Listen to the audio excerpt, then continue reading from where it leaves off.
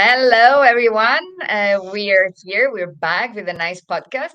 And today I'm really happy to be talking to Javier Dolcet. I don't know if you guys know him, but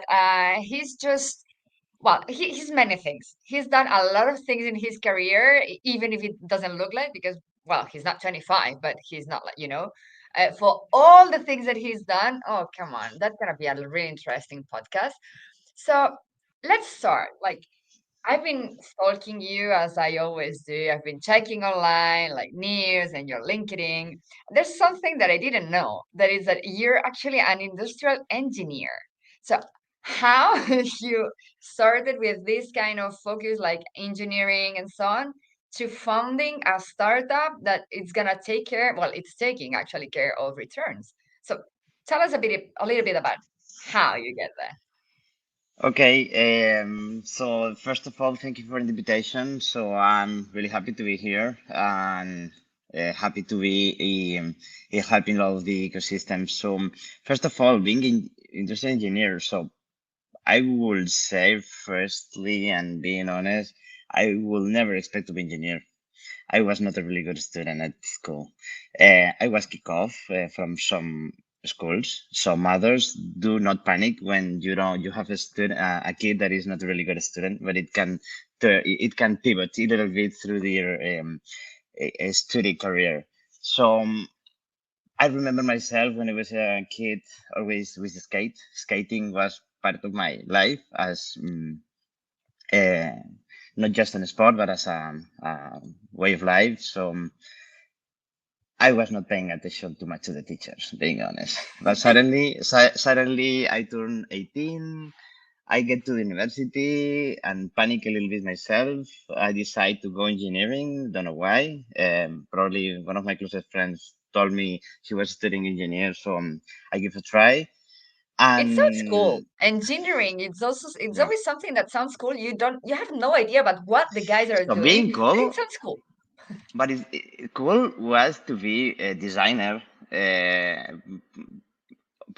Marketing trend. It was trendy. Yeah, all of my friends that were more trendy were doing like the industrial designer and so on. I was about to study industrial design, but then I thought, okay, let's be honest. I want to do more things in my life than just being a designer. I don't feel myself a really good drawer, so I'm not gonna be a good designer.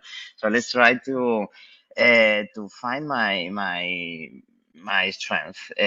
So I noticed in the university that one of my biggest strengths was numbers. So numbers, I will say, were my natural strengths. So everything from the starting point of getting into the university on board onwards was pretty smooth. Wow. So you're a numbers guy. A little Nice to bit. I'm a know. number. Nice to know. I'm a data freak. So you Some must be people an hate me Excel because freak too. I'm an Excel freak. I'm a business intelligence freak. I'm a data geek freak, and all of the words that you can imagine. Yeah, always watching the number. Sometimes my wives tell me, do not control the, the quality of the education of the kids or the relationship through numbers. I I always can say, imagine, like, okay, guys, what's the ROI of your study yeah, here? You got a 10, so much. yeah, yeah, Let's yeah, yeah, optimize that. I yeah. love it. So always, my life is always numbers. So at some point of your life, you moved across the sea and you went to LATAM to do some cool projects. What made Yeah. you do this jump? It's So something that started here and went, I've or been really lucky the whole of my career, being honest. Obviously, the harder I work, the luckier I get. But I was really happy and really lucky to join Privalia early in my career. I was working before Privalia, just a couple of years, I worked for a construction company. But suddenly appears the opportunity to join Privalia early in my career. So first of all, what I can think it was a dream come true. So Privalia gave me the opportunity from Barcelona to work some months in Barcelona, and suddenly they told me, "Do you want to go for a couple of months to Brazil, to Sao Paulo?" I've been traveling around the world the whole of my careers. I've been in more than 40, 45 countries. So I love Wow. traveling. So when someone tells you, do you want to go to Brazil for a couple of months? So my answer was in a microsecond, like, yes, let's go to Sao Paulo. Let's see. By that time, I had never been there. Um, so I went to Privalia, Brazil, but suddenly those 2 months became 3 years. Wow. 3 years in Sao Paulo is a lot of things. Yeah, it was great. It was great. Yeah. So I had so much fun. Obviously, as most of the audience will know, Privalia was the largest fashion retailer, online fashion retailer by that time. By that time, the biggest also in Brazil, and growing like crazy. I remember General Atlantic just inject a bunch of money in Privalia. Was early on the moment that Privalia want to go towards an IPO, and we needed to tighten our belts. We were pricing heavily, and efficiency began to be the most important word. Growth, profitable growth, or growth it, that we later were talking about, became really important. And And what was obviously, your I paper there? had, sorry. What was your paper there? What did you do there? So what I launched, I was reporting to the COO there, and I began to create projects in order to improve the profitability inside operations, inside logistics. I was reporting to the COO from one side, and to the chief commercial officer on the other side in Brazil. So I launched all of the. This is my first touch with returns. I began to resell all of the returns through creating a new department, and it was the clearance department. So Oh, that department became 8% of the revenues of the country and gave most of the profitability as all of the returns. I'm gonna say some really technical stuff, but now perfect. all of the returns, they had a big accrual, a accounting accrual. Like 75% of the GMV, of the value of the product, of the COGS, were depreciated. So when we resell this product again, it was like injected EBITDA. Wow, So that's the project great. was really important. This was my first touch point with returns, as we were the first base unit country taking from the returns, recondition the returns, and to resell this again on the same ecosystem on Privalia.br. And actually, Brazil is a huge country, like huger than anyone can imagine if he hasn't been No, there, he or she hasn't been there, because distances and transport are pretty crazy. How did you face amazing. that? Because So like Brazil is I understand that the return was going and then coming back, and that can last. yeah, so the operations in Brazil are really difficult, honestly, and firsthand. It has improved a lot on the last years, but it's really difficult country. But not just because of the size of the country, but also because of the taxes and how the accountability of the stock is done. Who has worked there will know what the nota fiscal is. Nota fiscal is crazy. You can imagine that every single item has their nota fiscal is their tax ID. Every single item. Not so you need to be invoicing every single item for every single movement. If you send product from one warehouse to the other, you need to be invoicing movements. So it's Wow. really difficult. It's a really difficult country. That is not for newcomers, not for juniors, who we used to say. Yeah, no, it's pretty crazy. I remember that once I tried to sell to Brazil. At that time, I was selling strollers, and apart that, like Wow. all the legislation is different, and you The have deducts and customs stuff. is All the passing through taxes for the customs. income, it was like, no way, guys, no. No, passing through customs, getting through custom is impossible stuff there. Really, really difficult country, but an amazing country and a big opportunity for the ones that can understand the country, like Privalia did, and also Mercado Libre. Mercado Libre is the largest operation for Mercado Libre, even though it's an Argentinian company. Uh, most of the operations come from Brazil.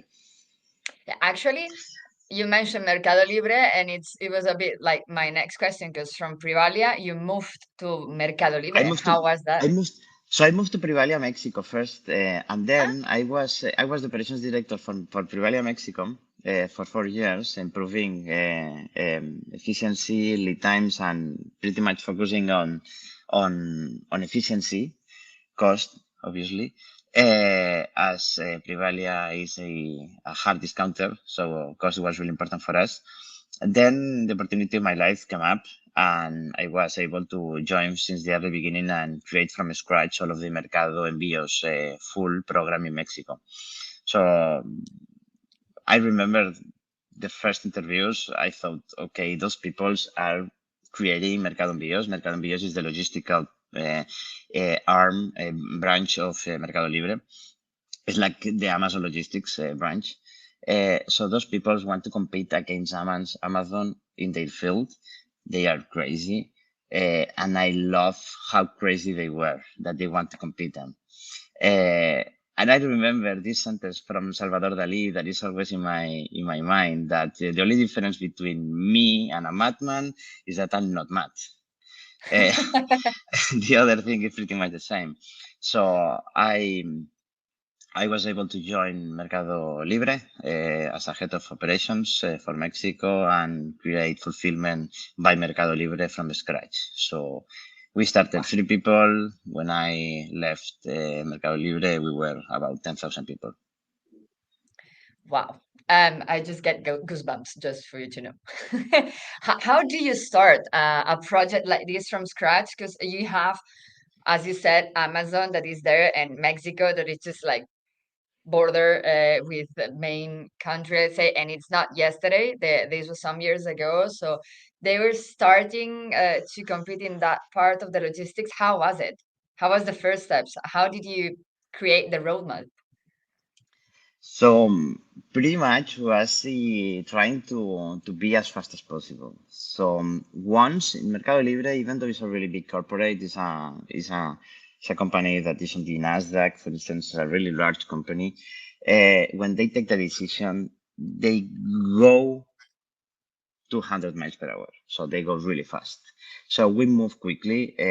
We develop all of the technology in house. Is one of the things that I think at Mercado Libre was a big key for the company is that at the very beginning, when you develop in house, everything can be a little bit slower, but it gives you a little bit a way more scalability afterwards as you are developing your own technology. So this firsthand, we had some partners, logistical partners like DHL, Geodis, Wilson, in order to create all of the fulfillment centers. We built the operations with them. Then we began to build our in-house operations and suddenly come up to have the network managed by Mercado Libre all in-house 2 years from the beginning. Uh, but the Wow. point here was the speed of action, trying to hire the best talent across the world, not just in Latin America. So we were able to hire people from the United States, some Latins that were living in America, some Argentinians, Mexicans, Brazilians that were living in Europe or in the States. We hired them. We hired the best talent ever, and we tried to beat the market on timing. This first of all, and we were able through our own technology to scale really, really fast. Wow, that's great. Yeah, actually, when you build everything in-house and you're starting the project, it gives you like this kind of like, okay, we're doing the project while constructing the technology Yep, to keep yep, us like on the path, right? So it makes yep. complete sense, of course. And you not rely, you don't lay on other software company, so you can take your own roadmap. Yeah, You don't need to be at the speed of this of the one that is going slower than you. Because definitely. most of the software companies, for instance, for WMS, is the warehouse management system. They are little bit really robust software solutions that are out there, but they are really robust and they are little bit really, yeah, kind of like parceled, that they have it's not easy to their implement. own ways to do things, and you have to adapt your process to fit into All their of the integrations capacity are to do really it. slow.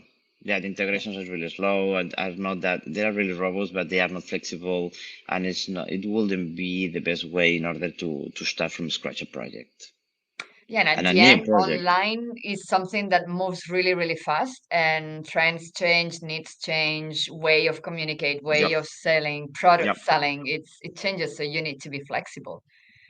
And yeah. how many Obviously. SKUs were you able to handle? Like Well, crazy numbers, right? so in the operation we had more than 25 million units. So Wow. around, I would say more than 5 million SKUs. Uh, So it was a really large operation. So we had more than half million square meters of operations. I cannot Yeah. even imagine how much is that. Like I cannot imagine the size of it. Like, So it was the largest e-commerce fulfillment centers in Mexico and the second largest on Latin America. wow. Yeah, it That's was really big. So we had operations in Mexico City, several. We had four fulfillment centers in Guadalajara, Monterrey, and the ones that just I saw the news that yesterday was launched Merida, and also is about to launch other facilities in across the country. So speed was the most important thing to give the best experience ever, and really important thing. When I joined Mercado Libre, most of the people will say, "Okay, Mercado Libre, the quality of the speed and the quality of the products." On how the products are shipped were not that good by the time. Most of the product would rely on the sellers doing drop shipping were able to pick, pack, and send to the customer to the customers. But when we create the fulfillment project, so we receive all of the stock, we were able to have a really high standards of inventory accuracy.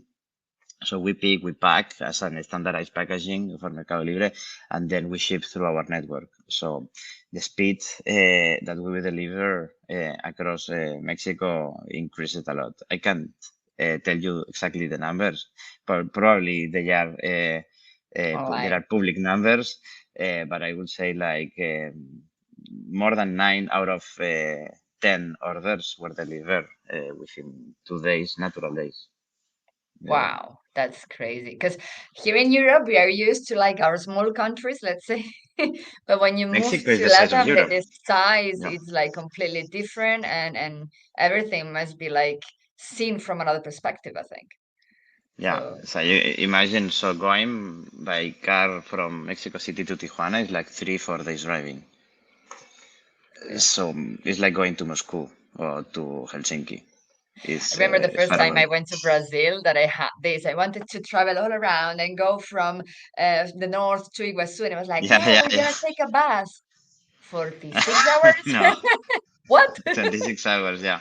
But actually, when you go from Sao Paulo to Fortaleza or to Recife, it's a 3 hours, 3.5 hours flight. Yeah, definitely. No. Distance uh, are the size of magnitude. Yeah. Yeah. And going back to Mexico, what were the common, because of course Privalia is fashion centered, let's say, even if they have other kind of products, mostly we're talking about fashion, Yep. clothes, Yep. accessories, shoes, beauty. Um, and Mercado Libre is wider. I mean, there has like Yeah. lots and of different products that also the sizes change a lot and the needs change a lot. So what were Yep. like common things or things that were completely different from your experience in both companies? Uh, Common things, Everything. obviously, e-commerce industry. Both Privalia and Mercado Libre operate in the same industry. Even though, so one is the difference, one is a marketplace, a pure marketplace. On the other hand, Privalia was a flash sales online retailer. So campaigns last around 7 days on average. On both roles, I held the position to focus on efficiency, but the difference is that while Privalia was way more focused on cost, Mercado Libre too, But Mercado Libre was obsessed, and I need to highlight this word, obsessed with speed, speed, Okay. speed, speed. So the percentage of orders delivered in 24 hours, in same day or in 24 hours, was one of our main KPIs at the organization. Might it We be need to be as possible that fast as this, possible. Yeah, sorry, no, I was thinking that maybe is yeah. that need for speed something to compete with Amazon? It's a must. Otherwise, you are out of the game. Probably is why retailers in Europe didn't beat Amazon because they were not that focused on speed. I don't see any retailer in Europe, or at least in Spain. I don't want to be comparing other countries. I don't see other retailers in Spain delivering at the same speed as Yeah. Amazon is doing, even delivering Saturdays and Sundays. It was a really good point. So another difference it was the company size and scope, obviously. So Mercado Libre is like 20 times bigger or 30 times bigger. It's another size and scope. And it was the tech focus on Mercado Libre was a main topic. So everything at Mercado Libre, they say it's said inside Mercado Libre that we are a tech company that happens to sell products. Okay, I like um, that. and we develop everything in house. So all of our WMS, our transportation management system, our labor management system, all of our features, our software were developed in house. And this is the wider difference at Mercado Libre. And also Mercado Libre had this part of Mercado Pago, is the fintech branch arm of Mercado Libre. That is one of the biggest highlights of the company. So developing their own banking system, all of the credit as a service processes for the customers and for the retailers also, because they were delivering credit towards the buyer and towards the sellers. Okay, Wow. it was one of the key products of Mercado Libre. Wow. It's like a whole bunch of things to organize and to put together to make it work at the end, because it's not Yeah, just like delivering or speed or also like this part of credit. Of course, it also like puts this part of pressure, let's say, yeah, on the whole structure, right? yeah, yeah, yeah, yeah. And what about returns? Because talking to you sometimes, I mean, I cannot even say the number of returns that you used to handle there. I just leave you say it because for me it's like way too. Wow. How many returns did you manage there? Oof, I will say some hundred of thousands. Probably we could have reached a million some months. So really big, a bunch of, of orders. But it was a huge pain point. By that time, we were focusing a lot of on the direct logistic, on the direct sale.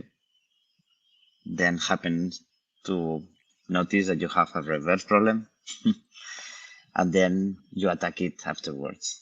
So the problem first is on the direct logistic, then on the reverse logistics, and happen you to notice afterwards, probably when you have already a problem.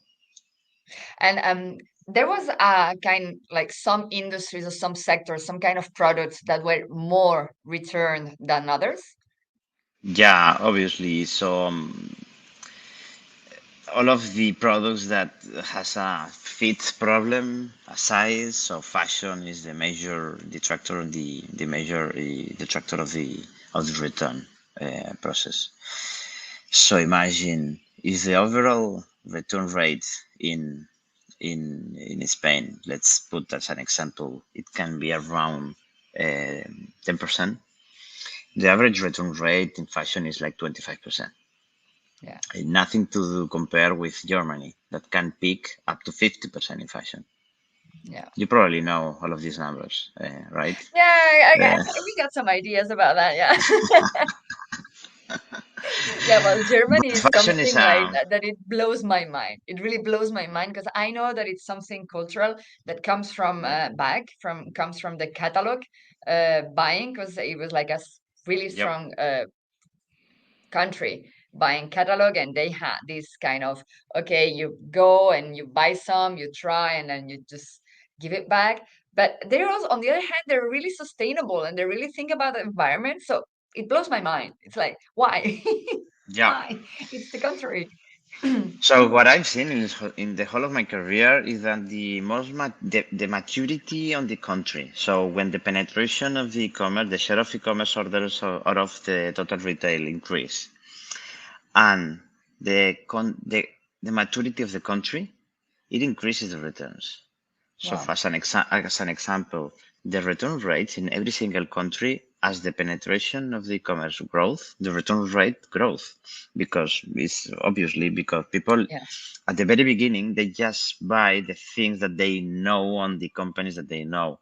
You are not taking Trying. any risk, trying taking risk at the very beginning. And this is obviously when on the early start of the e-commerce life. Now that people are taking more risk, obviously, but you don't have to be just the return rate as a problem. You have to see the whole funnel because the Yeah. conversion rates years ago, like 10, 15 years ago, were way lower than now. Now that people go and take risks, they buy, obviously, they return more, but they are buying more, way more. And this is the point, how we can balance the return rate with the profitability of the whole funnel, increasing the conversion rates in the early beginning on the sales or the sales cycle. Yeah, actually, there are like some fashion brands like Zara, like H&M, and many Mhm. others that started charging, even if it's a small amount, for returns.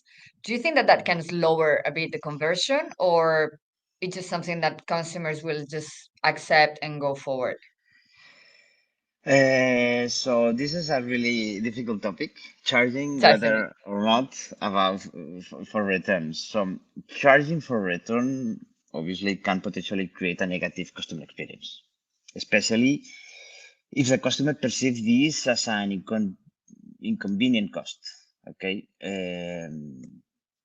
So what I think first, and for a first-time buyer, it can be discourage some customers to make a purchase in a company, particularly if they are uncertain about this product. So they are not taking any risk. If you don't have a real clear policy, you are changing or are you are changing a lot, probably you are discouraging, you're losing customers. You're discouraging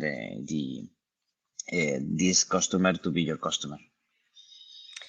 I think, well, I mean, I have like two different theories, let's say. Yeah. I do think that it can help reduce them a bit, like returns, for example, that making people pay Hmm. make people think, of course, maybe you're not gonna convert, but at the end a conversion that comes back is not a real conversion. So so on this part I can partly agree, but I think that what's really important is to create all the experience before.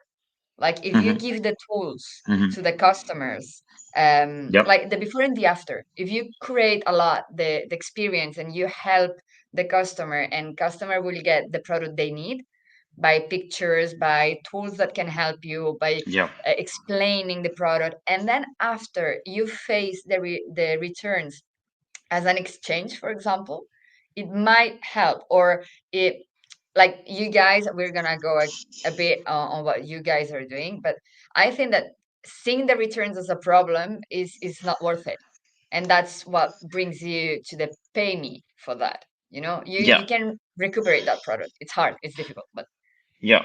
Yeah. So what I think is that we have two main pillars. So in one side are the strategies that we can do to in order to reduce so all of the software and so on. I will explain it further. On the other side, you have all of the what is important in order to increase the conversion rate. So what to make, what's the driver in order the buyer to buy on your e-commerce. Okay. So first and first, why we need to treat every single customer the same way. definitely. Buyers are different. There are some buyers that buy 2 orders per year and returns one. It's a 50% return rate. And there are buyers that buys hundreds of units, like let's say 100 units per year, and they return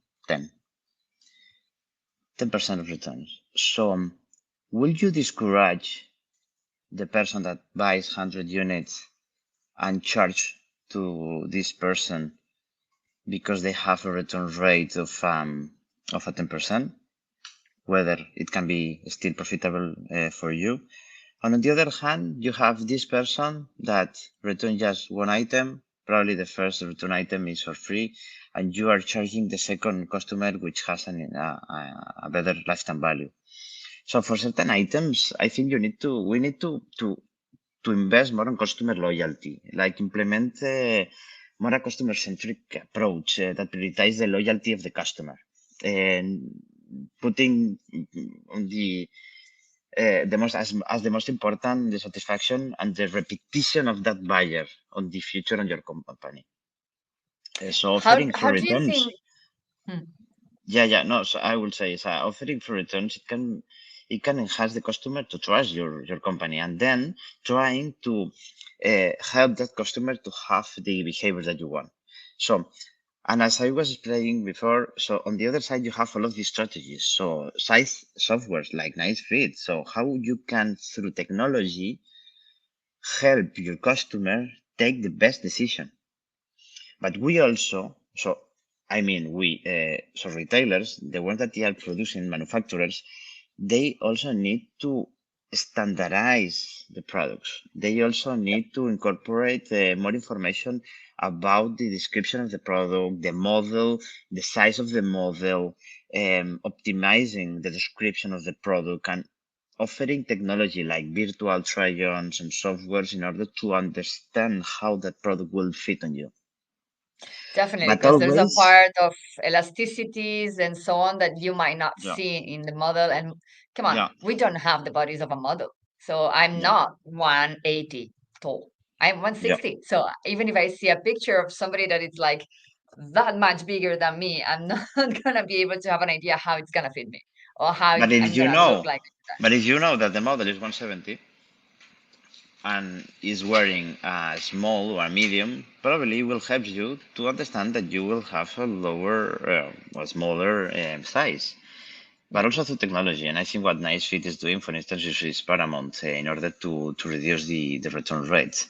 But always, we need to tackle zero returns as well. But you tackle this in another way. The ones that are doing bracketing, you need to tackle other way around.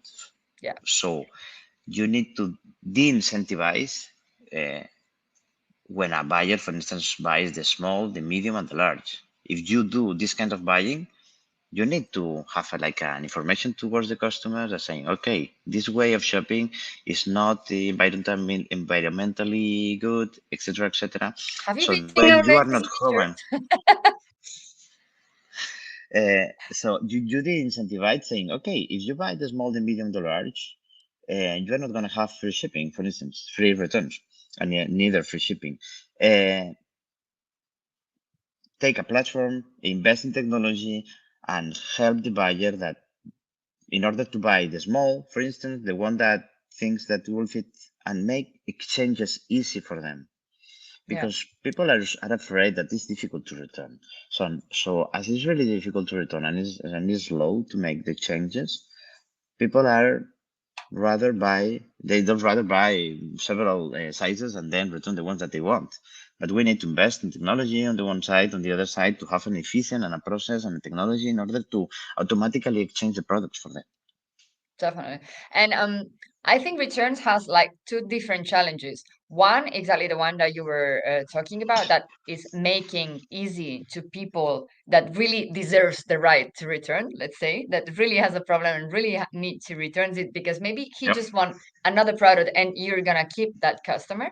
But also the part of the retailer that they're gonna have this stock around and they have to maybe reconditioning to do some reconditioning. So what do you think that it's harder, let's say, the logistics part of the return or the reconditioning part? Good question. I I'm think sorry, I'm tricky, you know me. I think there is no both parts are important. but both target different topics. So, for instance, logistics enable to improve the customer service and the cost control. Okay. Under reconditioning, improve the likability of product is sold again, maximizing the gross margin. And also, it can improve your profitability as a company. So, in my point of view, logistic is the touch point with the customer. Uh, and it's important to give them a really good, convenient, and good logistical service. And on the other hand, retailers must invest in reconditioning to improve the gross margins. So through reconditioning, you improve the likability, this product is going to be sold again. And also because we need to take a leap, take impact for the world, not sending a bunch of tons of product to landfills. So we need to invest on doing our best to, one, restock the stock. Second, if the product has some minor defects, recondition it. Or three, if it's a major damage, we need to recycle it. So that was what we are doing. So we are investing heavily on assuring and compromising the return has a new life. So one, it can be resold again, it can be reconditioned, or it's gonna be recycled. No waste for the world. I'm being honest, something that matters to me, and was one of the major things that we developed at Mercado Libre on the reverse logistics with the reverse logistics team. Yeah, because I remember sometimes we talk about your past life in Mercado Libre, and you always told me that the part of sustainability, like in a real way, that you were implementing some actions. I remember something about the bags that you changed them, and can you tell us Yep. a bit like a fun fact or like your story? How did you leave this part before all the trend for being sustainable? Because that was way before all this trend, and now everybody's jumping to, let's say. So first, a fun fact. I don't know if it's fun, but I I, remember having a lot of waste at the operation, and we used to send them through to waste through recycles. But suddenly appears the opportunity, so I invest a lot of time and effort and influence in order to deliver all of the products that were not able to be resold again to an NGO. It was the Banco de Alimentos. Don't know the words in English, how's it called, but is one of the largest and one of the most respected NGOs in Mexico. So we partnered with them in order to help that those products, the products that were not able to be reconditioned or restocked, to have a new life. So it was really important that process. that's But amazing. recondition was a huge part on my enlightenment, I will say, process. The one that made me take the leap when I saw those people's reconditioning products. Some those electronical engineers with their bones all all wearing white with their gloves, recondition electronic products in our warehouse was amazing. And I thought no, I was sure it's gonna be a big impact on the world and a big market on there. Wow. What do you think that is more recondition that needs more reconditioning, electronics or fashion? So electronics for sure, but the percentage of units that can need a recondition is different. Most of the reconditioning in electronics is a software, is a software issue. It can be easily repaired with specialists. Okay, but on the other hand, fashion reconditioning can be not just when a product has a problem. So in fashion, 100% of the units, or almost 100% of the units, need to be reconditioned. So when you buy a shirt or a t-shirt, you try on, Yeah. doesn't fit to you, or you doesn't like, you return it. You try. Some of the people try to fold it correctly. They don't do not do perfectly, So you need those products to be ironed, to be folded and packaged. But there are many people that put the shirts like a grab. They throw it in the plastic bag and they return it again. If So they keep the plastic bag, because if they keep sometimes the they just plastic, forget about everything and they yeah, throw it. Oh, it yeah. doesn't fit me. I just like they even remove the label sometimes. Yeah, so the importance here is mandatory. In order to be this product, in order to be resold again, needs to be reconditioned. So almost 100% of the units in fashion needs to be reconditioned, whether in electronic is not. But the complexity to recondition or refurbish electronics is way higher. You need a specialist. Yeah. Yeah, no, definitely. I mean, the plastic thingy and the white, it's like kind of a lab. It's like a laboratory in which they can recondition the Yeah, product, while fashion, even if you have to be like taking a good care of the product, it's something yeah, more like that. It's an operational stuff, not yeah, a yeah, technical stuff, let's say. yeah, yeah. So I mean, there's gonna be like hundreds, but what are the things that you feel that are kind of the same from the different, because you jump from corporates, from really really big companies, and now you co-founded a startup. So how do you deal with the differences? And the timings probably are going to be the same, because as Mercado Libre was a really fast company, like in developing and changing, a Yeah. startup is kind of the same, but the back is different.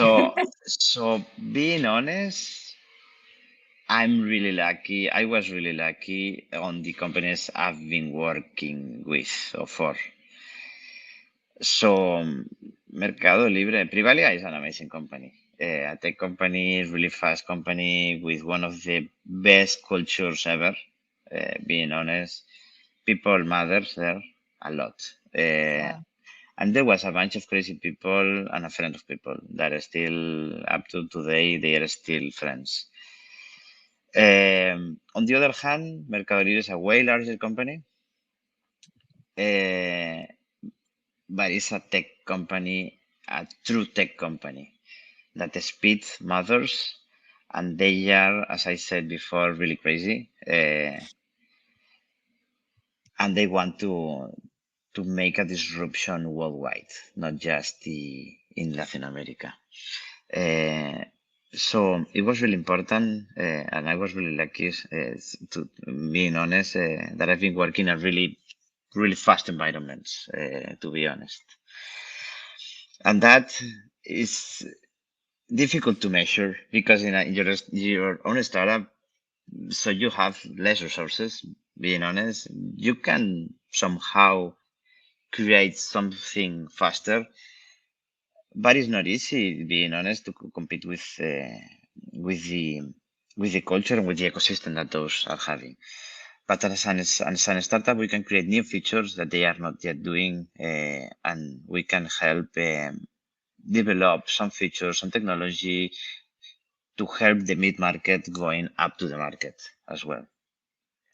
I think that the creativity that gives you a startup, it's really hard to find in some kind of corporate, because you Yeah, have to keep inventing, you have to keep understanding. And I think that yeah, it gives you the chance to get to know better your partners, because I think that they're not need to be called customers, because you're working with them, solving their issues, right?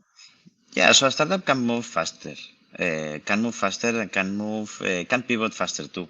Also, I mean, so you can take a decision, going with this decision or keep this decision, sooner than a corporate. Being honest, but there are some companies like the ones that I've been working for that they are Pretty fast. happily fast, developing technology.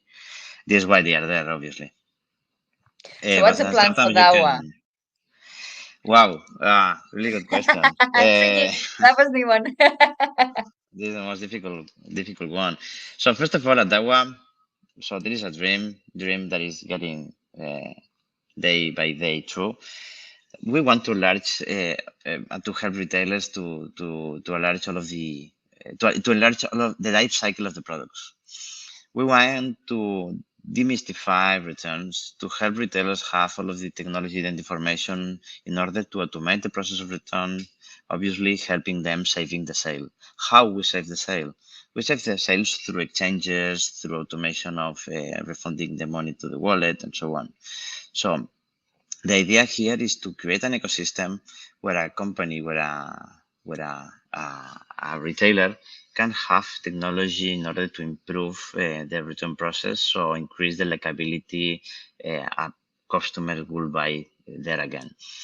And not just on the product side, on the UX side, I mean, and on the process and the technology that has on the front end, but also through logistics. We are taking charge of the return process, giving drop-off points, home pickups, delivering with our experience in logistics, being a software but hands-on software, taking all of the returns and recondition these products to put them like new, recondition them and looking like them that like new in order to resell this product again shortly. So That's cool. it's not just the return process, it's not just the technology, it's not just saving the sale, it's also helping the world helping the world reduce the waste that we are having through this project of reconditioning.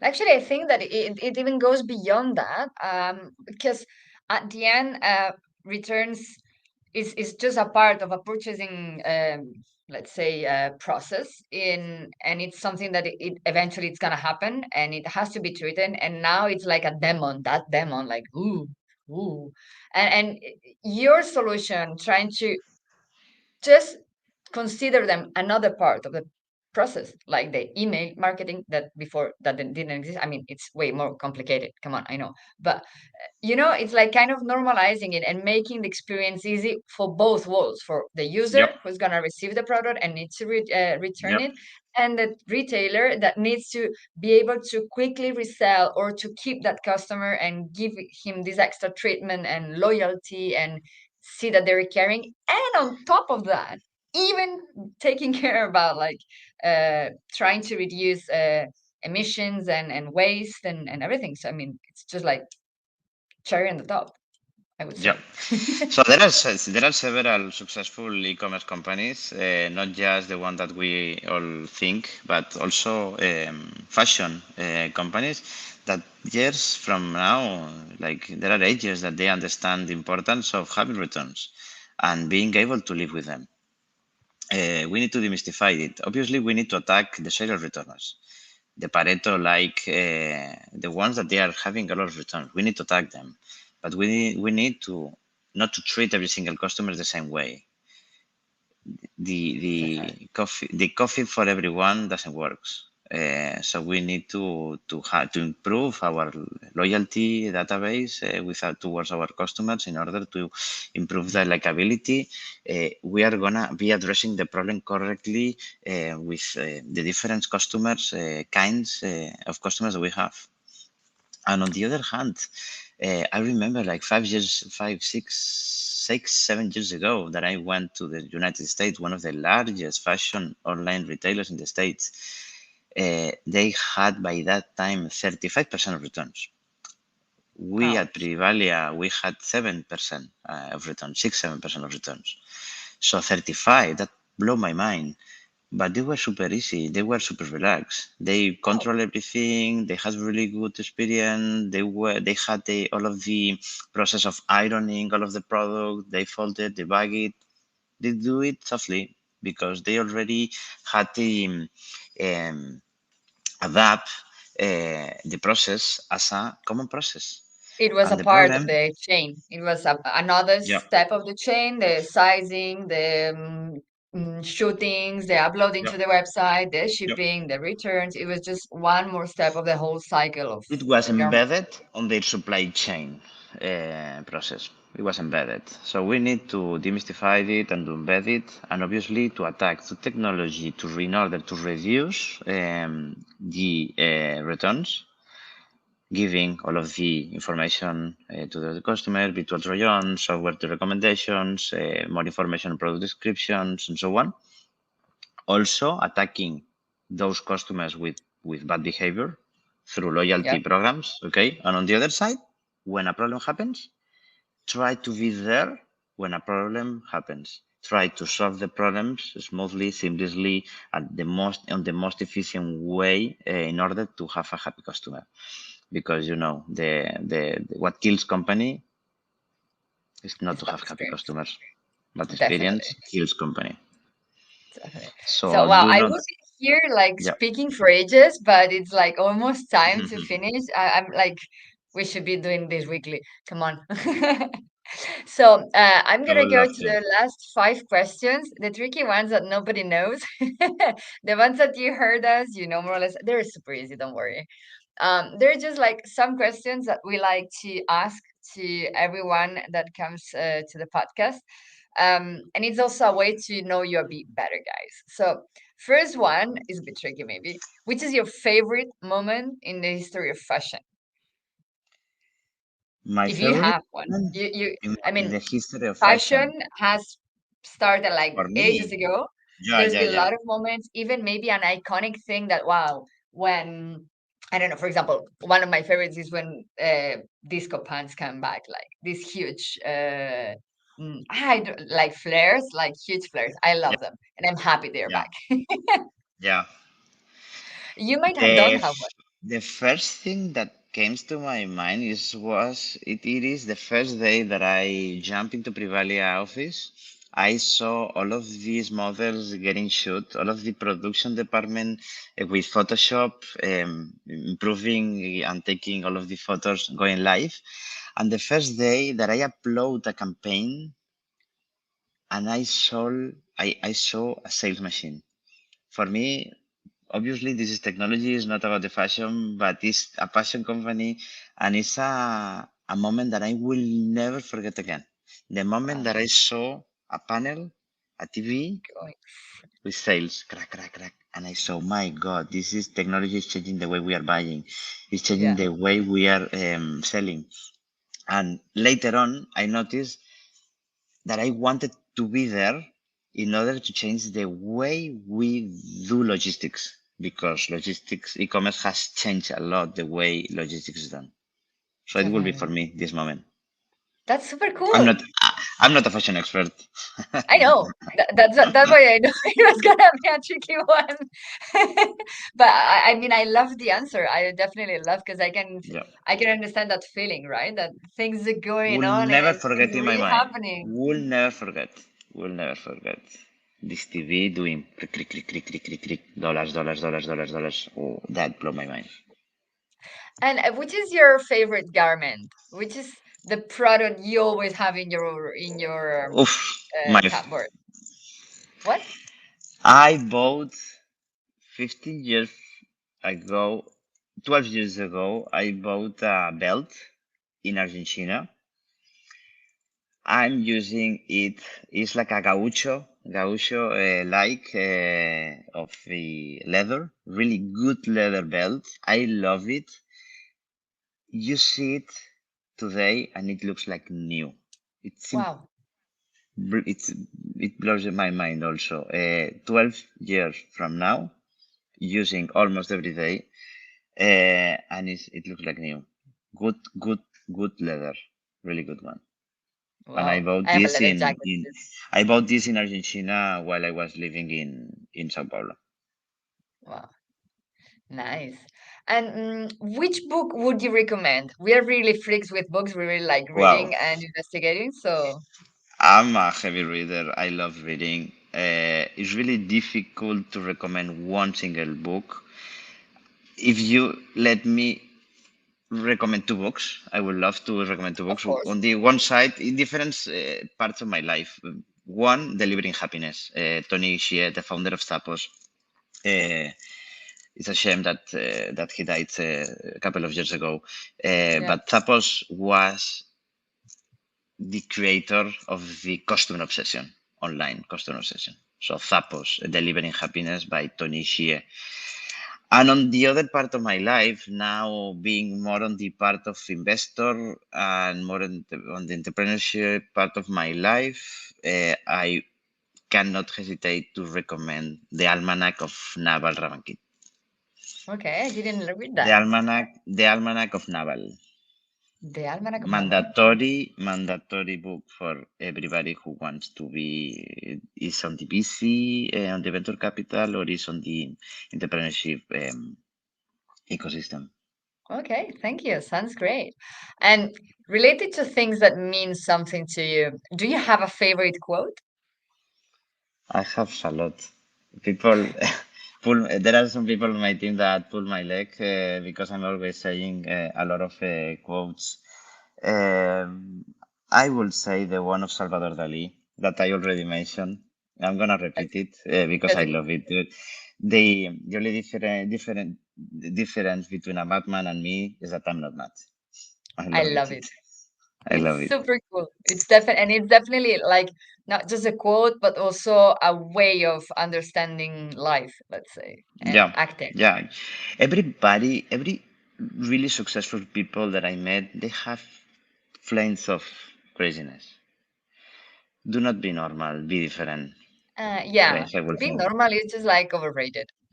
Yeah. And just Indeed. like to finish, I promise it's the last one. Who would you like to hear in this podcast? Who would you like us to trick into Wow. be here and give us like his hour of happiness and knowledge? Okay. Difficult question too. I It don't can want be to put anyone. someone in Well, a anyone. I mean, compromise. I don't Yeah. think that I'm gonna get Barack Obama or something like this, but So I would recommend one of my mentors to be here. Is the actual COO of Van Privé, is Victor Del Pozo. I have a really good relationship with him. It's a person that I admire a lot. so you know what? I'm gonna do like an all in. Let's do a three people podcast. Okay, will be awesome. We all have lots to learn from him. That's cool. So let's organize that. I like it. You see, that's the Awesome, problem of coming here, that I have crazy ideas just on the go. awesome. Thank you very much, Javier, of being here with us. Thank you very much for sharing so much. I really loved it. I really learned a lot, and I think that we're gonna have this threesome podcasting moment. Will be awesome. Thank you very much for the invitation. I had so much fun too. Always speaking with you, Cinzia, is having fun. So Uh, thanks. hopefully the next one will be out there on some restaurant somewhere. Oh, nice. Thanks. Enjoy, enjoy.